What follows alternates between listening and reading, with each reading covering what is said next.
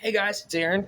So today I'm going to do something a little different. I know that I've been doing, a review every day and all that, but considering this is my favorite time of the year, I think you guys can tell by my intro in that one. I'm actually just going to talk about and give a list of my top favorite horror films, and these aren't in any order. They're just certain ones that, that I love, and I've talked about them on some of them on this, and so you're gonna already know some of them. But I just wanted to, give a list, and maybe just you guys might be interested in what I love. So, like I said, without further ado, here's my top horror films.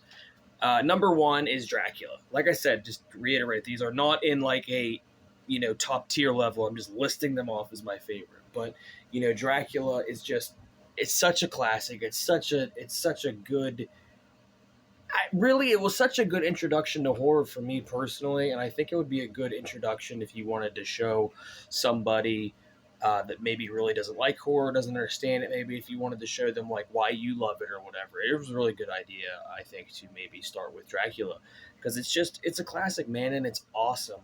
But the next is John Carpenter's The Thing, the one from the '80s, and that is for those of you that know and love John Carpenter, it's as you'd expect, it's freaking awesome.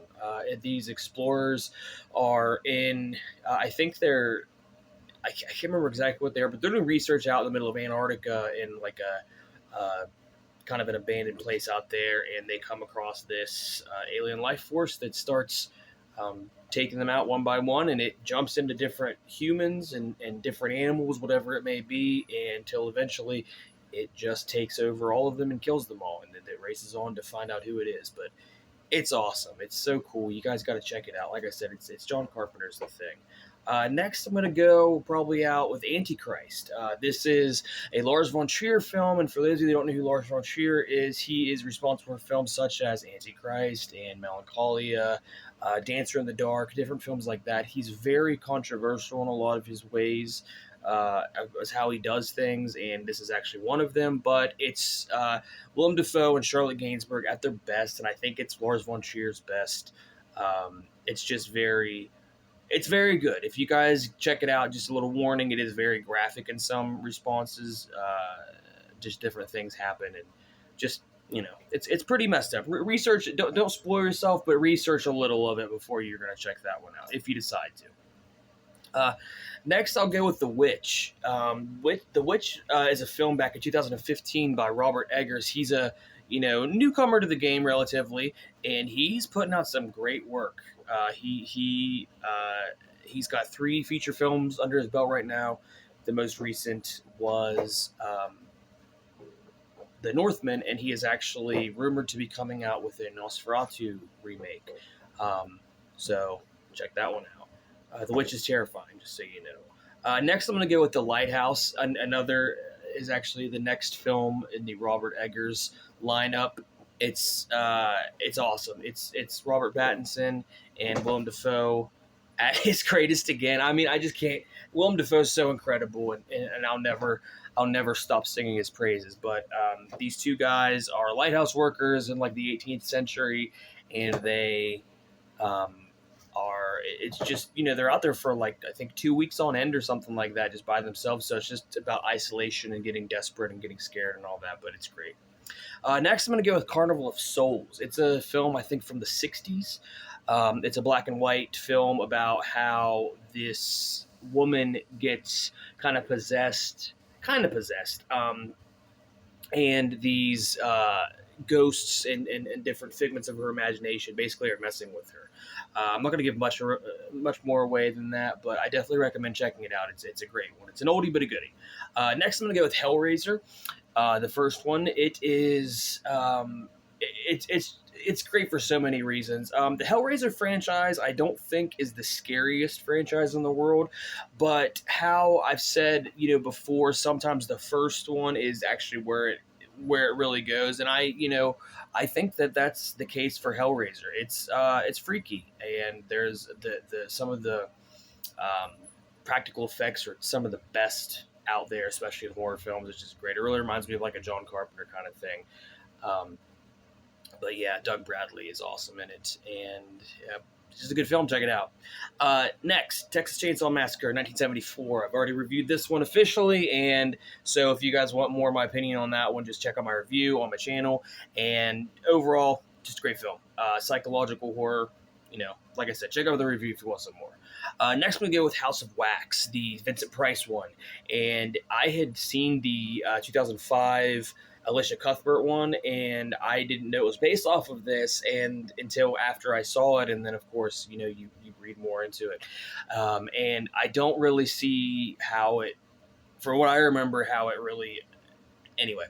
But the original is awesome. Vincent Price is this, he's this museum for wax figures, and it's a wax museum, obviously, actually, and it used to be, I'm pretty sure that it was originally based off of a film called The Mystery of the House, or the Wax Museum, maybe. I don't know for sure, don't quote me. But it's awesome. Vincent Price is always the best, especially when he's in his element of horror, which, this is one of those films. And just check it out. It's a good one.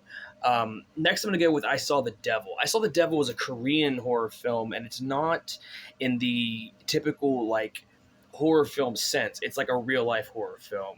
Basically, the premise is this guy goes after this serial killer who ended up killing his wife, and it is incredibly depressing.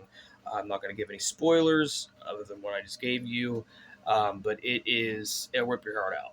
Depressing. Next, I'm going to pop on and go with The Exorcist, the original. Ellen Burstyn, knocking that one out of the park as she always does. That film is terrifying. Max von Sydow, just nailing it. But yeah, it's a scary film. I remember seeing it on all kinds of it's the number one scariest film of all time. And as younger, I was like, oh, bullcrap. It's from the 70s, but it may be. It may be. Check it out.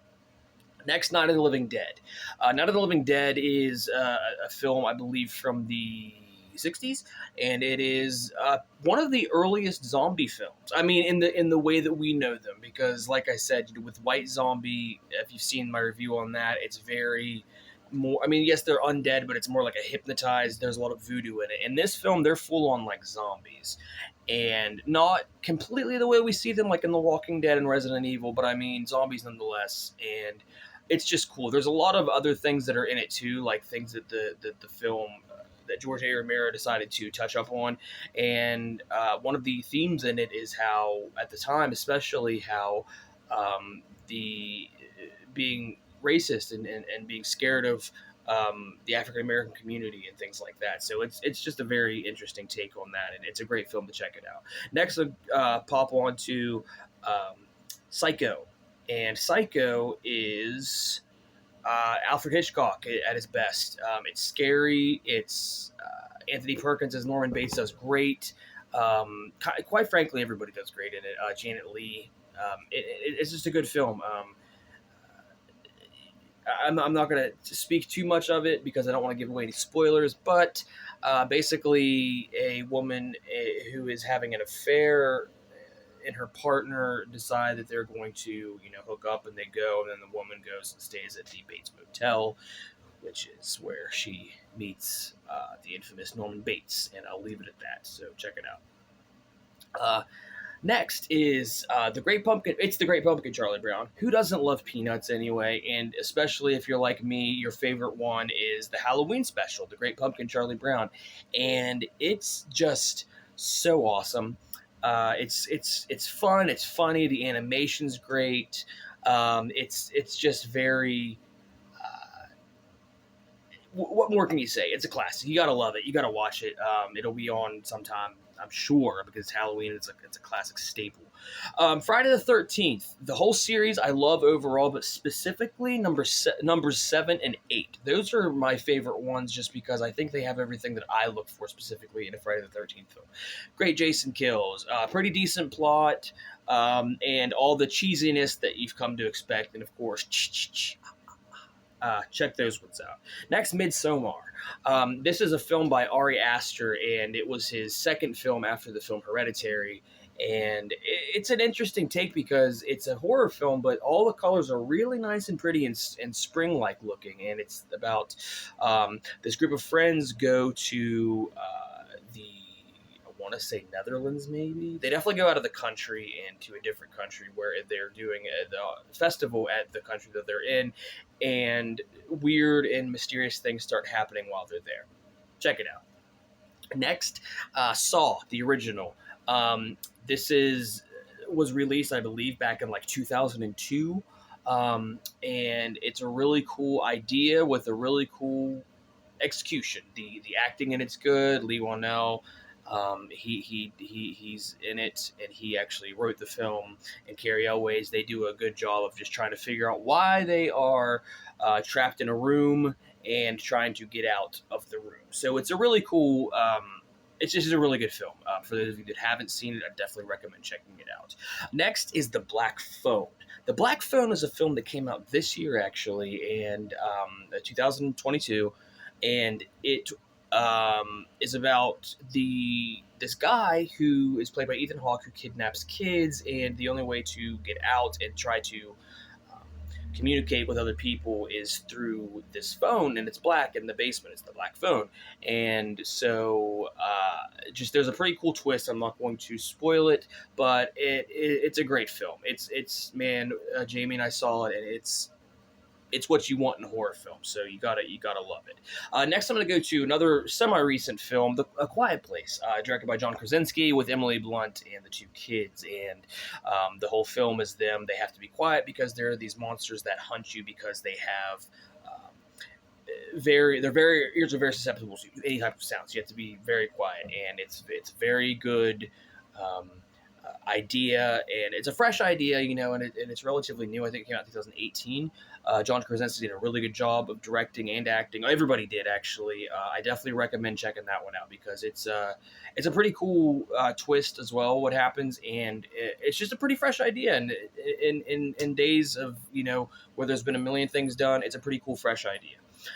Next, I'm going to go with Nosferatu, and yes, I talked about this one already in my review officially, so I'm not going to say too much about it, but I do love it, and I want to add it on the top horror films of mine. And the last one, actually, no, I just thought of another one, and it's the same line. So the one before the last is Young Frankenstein, and it is a horror comedy. Mel Brooks directed it, and it is a spoof on the actual movie Frankenstein with all the original. Boris Karloff, I couldn't think of his name, but yes, it's a very good film. Check it out if you can. It's funny, and it's horror. So if you love horror and you love comedy, check it out. It's right up there. And actually, also, I didn't write it down, but I'm going to say it now because it just popped in my head. If you love horror and you love comedy as well, check out Abbott and Costello's Meet Frankenstein. That is another one. It's freaking awesome. And it's Bud Abbott, Lou Costello, and they meet up and they meet Frankenstein, the werewolf, or the Wolfman, and Frankenstein's monster. Dracula. Sorry, I don't know why I even said Frankenstein. But Bela Lugosi and Lon Chaney Jr. reprised their roles. Boris Karloff did not come back to be Frankenstein's monster. I don't remember who they got. But either way, it's funny. It's good. It's great. It's such a good stuff. If you love Abbott and Costello, you already know it's going to be funny. And then if you love horror films, it's not necessarily scary, but the fact that they have them in there and it's in the atmosphere is really awesome. Guys, well, I think that's it. I don't know exactly how many movies that I said, but those are my favorite horror films, whether they're scary or just, Halloween related. There's probably some that I left off the list, and, it is what it is, and my opinions change stuff, all the time. But anyway, those are my favorite horror films. If you were even interested, we'll see. But, what are your favorite horror films? What do you guys think? Like and subscribe. Tell me in the comments, and let's have a discussion. Maybe there's something you guys will mention that I forgot I loved. Anyway, so, yep, and I hope you enjoyed it, and I will be back with another review soon. Take it easy.